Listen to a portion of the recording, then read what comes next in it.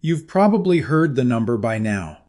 $2,200,000. That's what most Americans say you need to be considered wealthy. It comes from Charles Schwab's Modern Wealth Survey, one of the most widely cited studies on this, and the Fed backs it up, roughly. Their data shows you need about $2 million in net worth to crack the top 10% of households approaching retirement. So that's the target, right? Hit $2 million and you're in. You've made it. I'll be honest with you. For a long time, I thought the same thing. Hit that number on the spreadsheet, and you've got your ticket to a comfortable retirement. The math looked clean. The column added up. But I've watched something happen to people who crossed that line. People who did everything right, saved diligently, paid down debt, watched the account grow, and then they hit 60 and they're still anxious, not panicked, not broke, just quietly unsettled. The grocery bill goes up, a health scare shows up, the Medicare statement arrives and something doesn't add up. And they sit there with a net worth statement that says millionaire and a gut that says something is off. That gap between what the number says and what the life actually feels like is what this video is about. Because here's what most retirement advice never tells you. Net worth is not the same thing as financial security. Not even close. And today, we're going to pull apart exactly why $2 million on paper can leave you feeling anything but wealthy, and what the number that actually matters looks like instead. Let's start with the math, because it sounds so reasonable. Net worth is simple. Everything you own minus everything you owe. Your home, your retirement accounts, your savings, your car. Subtract the mortgage, the loans, whatever's left. That final number is your net worth. The problem isn't the formula. The problem is what's hiding inside it. Meet David and his wife, 62 years old. They just crossed $2,500,000 in net worth. By every standard definition, they are wealthy. They celebrated. They should have. But look at where the money actually lies. $1,200,000 is the equity in their home. The house is paid off. No mortgage. Real value, no question. And $1,300,000 is sitting in their 401k and IRA accounts. So on paper, they're set. Now ask a different question. How much of that $2,500,000 can David spend tomorrow morning? The house. He can't peel off a wall and take it to the grocery store. That $1,200,000 is real wealth, but it's locked. You can't spend home equity the way you spend a paycheck. This is what researchers call being house rich, cash poor. And it's more common than people admit. The U.S. Census Bureau found that nearly half of retirees say their home is the largest piece of their wealth. So the honest math for David looks like this. $2,500,000 net worth. $0 in immediately spendable, tax-free cash flow. That's the trap. Not a scam, not bad luck. Just a mismatch between what a number looks like and what it can actually do. I've seen this play out more times than I can count. Someone walks in proud of their balance sheet, and rightfully so. But when we actually map out what they can spend each month without either selling the house or triggering a tax bill, the number is a fraction of what they imagined. That moment, when the math shifts, is always a quiet one. If you keep measuring your retirement security by total net worth, you're optimizing for the wrong thing. When inflation pushes prices up and your home value rises with it, your net worth looks great. But the cash available to pay for your life, that doesn't automatically grow with it. The spreadsheet can lie to you while technically being correct. Now, at least David still has that $1,300,000 in his 401k, right? That's real money. Liquid, investable, growing. That's the backup plan. Hold on. Because that's exactly when the IRS shows up with a bill David never saw coming. If you're holding most of your wealth in your home and a pre-tax retirement account, drop paper millionaire in the comments. In the next section, I'll walk through exactly what happens to that $1,300,000 and why the government has already built a claim into it. And subscribe to Wes Investor so you don't miss what's next. So David did everything by the book. Every year, he maxed out his 401k. Every performance review, he bumped up his contribution. His financial advisor praised him. His coworkers envied him. He was the guy who actually followed the advice. And for 30 years, it worked. The account grew. The tax deductions felt good. The balance at retirement hit $2 million. Then he turned 75. Under the Secure 2.0 Act, the IRS doesn't ask David whether he needs the money. It tells him to take it. Required minimum distributions, RMDs, kick in and force him to withdraw a set percentage of that account every single year, whether he wants the cash or not. At 75, on a $2 million balance, that's roughly $80,000 coming out minimum. He doesn't get to say no. Now add his Social Security income on top of that. Suddenly, David and his wife are showing $120,000, maybe $130,000 in combined income on paper. They don't feel rich. They're not spending lavishly. But on paper, the IRS sees a high-earning household. And that's when IRMAA walks in. IRMAA stands for Income-Related Monthly Adjustment Amount. Most people have never heard of it until they get the letter. It's a Medicare surcharge, and it's triggered purely by income. Not by wealth. Not by what you actually spend. Just by what shows up on your tax return 2 years prior. The surcharge can add hundreds to thousands of dollars per person per year on top of standard Medicare premiums. For a couple like David, that's a significant hit, just because he saved too well. And there's a timing problem that makes this worse. The Tax Cuts and Jobs Act, TCJA, expired at the end of 2025. Starting in 2026, tax brackets revert to their pre-2018 levels. A bracket that was sitting at 22% could move to 25% or 28%. That means David's forced $80,000 withdrawal gets taxed at a higher rate than it would have been just a year ago. He saved during lower rate years. He's withdrawing during higher rate years. The system is pulling in the opposite direction of everything he planned. For years, I gave the same advice most financial educators gave. Max your pre-tax 401k. Reduce your taxable income now, grow it tax-deferred, figure out the withdrawals later. It was textbook. I believed it. But when Secure 2.0 came out, and when I started mapping what the 2026 bracket changes would actually do to my Gen X clients, I realized that advice, applied without nuance, was quietly building a tax time bomb for the exact people who did everything right. The cruelest part of the Super Savers penalty is this. You didn't make a mistake. You followed the rules exactly as written. But the rules have an expiration date, and the penalty arrives decades after the decision. That's the trade-off no one puts in the brochure. Defer taxes at a lower rate today, lose control of the timing, and get forced to withdraw at a higher rate during years when you can't offset it. A strategy that made complete sense at 40 can become a liability at 75. So the $2 million account David built, a meaningful portion of it already belongs to the IRS. The question is just when they collect. You can see it now. A single, flawed retirement architecture turns a $2 million asset into a machine that generates tax obligations on a schedule you don't control.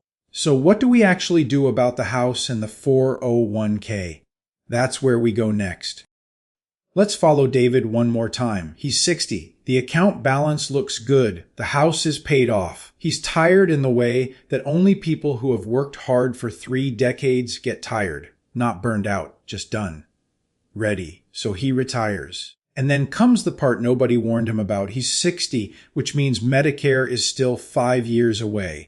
Until he turns 65, he has to find his own health insurance. So he looks at the ACA Marketplace, that Affordable Care Act exchange, and starts running the numbers. Here's how the ACA subsidy system works.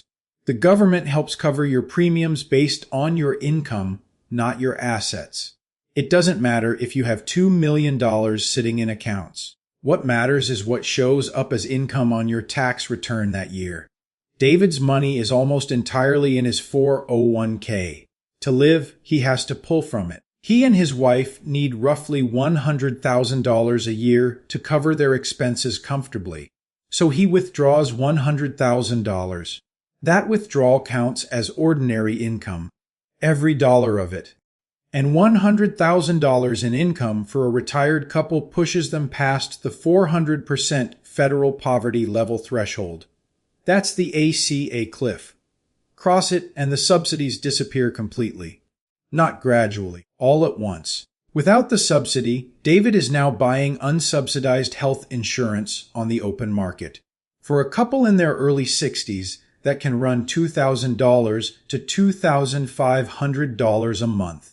Close to $30,000 a year, just for coverage before any deductibles or out-of-pocket costs. The expanded subsidies from the Inflation Reduction Act that softened this cliff for several years. Those ended in 2025. The 400% FPL cliff is back, so David has $2,500,000 in net worth and is spending $30,000 a year just to stay insured for 5 years until Medicare kicks in. That's potentially $150,000 out the door in health insurance premiums alone, during what should have been his most relaxed years. This is what I mean when I say the problem isn't the amount you saved, it's the structure. When every dollar of your retirement money lives in a pre-tax account, you lose the ability to control what your income looks like on paper. You can't dial it down. You can't shift where it comes from. You can't manage the signal you're sending to the subsidy calculation. You're just pulling a lever and watching the consequences stack up. That loss of control is the real cost, not a dramatic collapse. Just a slow, expensive erosion of options, starting the moment you stop working. The good news is that David's house, the $1,200,000 in equity we almost wrote off as dead weight, is not a liability in this story. It's actually the most flexible asset he owns if he gives it the right job. That's where we go next. Most people think about their home one of two ways. Either it's the family legacy, the place you raised your kids and plan to leave to them someday, or it's the emergency backup, the thing you sell if everything else falls apart. Neither of those is wrong. But there's a third way to think about it that most retirement planning conversations never get to. Your home equity can be the designated risk bearer for one of the most expensive and emotionally heavy costs in retirement. Long-term care. Here's the number that tends to stop people. A private room in a nursing facility in the United States currently runs somewhere between $100,000 and $120,000 per year. According to Genworth's cost of care data, that's not a worst-case estimate. That's the median. Most people either buy expensive long-term care insurance to cover that risk, or they hold a large cash buffer in their portfolio because they're quietly terrified of the bill. Both approaches work. But both also come with a cost, either ongoing premiums or a pile of money sitting on the sidelines not growing, not being spent, just waiting for a disaster that may or may not arrive. Now look at David's house again. $1,200,000 in equity, no mortgage. If you assign that asset the specific job of covering long-term care risk through a future sale, a reverse mortgage, or a HE lock if needed, that $1,200,000 covers 8 to 10 years of care without touching a single dollar of his investment portfolio. For most people, that is more coverage than they will ever need. What does that unlock? It frees the rest of the portfolio to actually work, to be invested more aggressively in the early years of retirement, to be spent on the life David actually wants to live, instead of being hoarded against a fear. I've sat across from couples in their early 70s, and I've watched them cry at that table. Not because they were broke, because they were sitting on real wealth and still felt like they couldn't spend anything. The fear of a $10,000 a month memory care facility wiping out everything they wanted to leave behind had them living smaller than they needed to. When we remapped the plan and put the house in charge of that risk, something visibly shifted. The tension left the room. That's what mental accounting can do when it's working in your favor. You're not moving money. You're just giving each asset a clear job and letting the rest of the portfolio breathe. The go-go years, roughly your 60s and early 70s, are when you are most mobile, most energetic, most capable of actually enjoying retirement. This is not the time to sit on a pile of money out of fear. That fear has a cost too, just one that never shows up on a balance sheet. When the house is handling the healthcare risk, the portfolio is free. And when the portfolio is free, the last piece is making sure the cash it generates doesn't get quietly taxed away before it reaches your life. That's the final move. If the last 3 sections felt heavy, this one is the release valve. Because the problem was never the amount David saved. It was the shape of how he saved it. And shape can be changed. The core move is something called tax bucket diversification. Instead of piling everything into one type of account, you build retirement income from 3 separate buckets, each taxed differently. Bucket 1 is pre-tax. Your traditional 401k, your traditional IRA. Money goes in before taxes, grows tax deferred, gets taxed when you withdraw. This is where most diligent savers have nearly everything. Bucket 2 is after tax. A regular brokerage account, a high-yield savings account. You've already paid taxes on this money. Withdrawals don't automatically trigger an income event the way pre-tax does. Bucket 3 is tax-free. Roth IRA, Roth 401k. You paid taxes going in. Now the growth and the withdrawals are completely tax-free, and there are no RMDs forcing your hand. Most Gen X savers are overweight in Bucket 1 and nearly empty in Bucket 3. That imbalance is what creates the RMD problem at 75, the IRMAA surcharge, the ACA Cliff at 60. The buckets are out of proportion. The fix has a name, Roth conversions. In the early years of retirement, roughly ages 60 to 65, most people experience a window where their income drops significantly. No paycheck, Social Security not yet claimed, RMDs not yet required. That window is an opportunity. You can move money from your pre-tax 401k into a Roth IRA, pay taxes on it now at a lower rate, and permanently remove it from the RMD calculation later. You're choosing to take a smaller, controlled tax hit today under rules you can see and plan around, instead of a larger, forced one at 75, under whatever the tax environment looks like then. This is not a theoretical exercise. This is exactly how I'm structuring my own family's retirement accounts right now.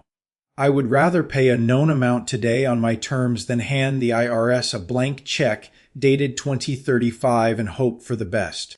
Watching what happened to the 2026 tax brackets made that decision easy for me. The trade-off is real. Roth conversions mean writing a tax check during years when you thought you were done writing tax checks. That stings. But the alternative is surrendering control of your tax rate entirely at the exact moment in life when you can least absorb a surprise. You don't have to convert everything. You just have to rebalance deliberately year by year. While that window is open, 3 buckets, strategic conversions, a house with a job. That's the architecture. $2 million is a real milestone. If you're close to it or past it, you did something most people never do. You showed up, you stayed consistent, and you built something substantial. That deserves to be said plainly. But wealth in retirement is not a number on a statement. It's what that number can actually do for your life without creating a tax bill, a healthcare crisis, or a decade of quiet anxiety every time you spend something. The goal was never to die with the biggest balance. The goal was always the freedom. Freedom to pull from your accounts without mentally calculating what bracket it pushes you into. Freedom to handle a health event without watching your portfolio collapse. Freedom to actually live in the years you worked so hard to reach. That freedom comes from structure, not just size. If this video helped you see your own balance sheet a little differently, subscribe to Wes Investor. We're going to keep breaking down the strategies that actually protect what you've built for the road ahead. See you in the next one.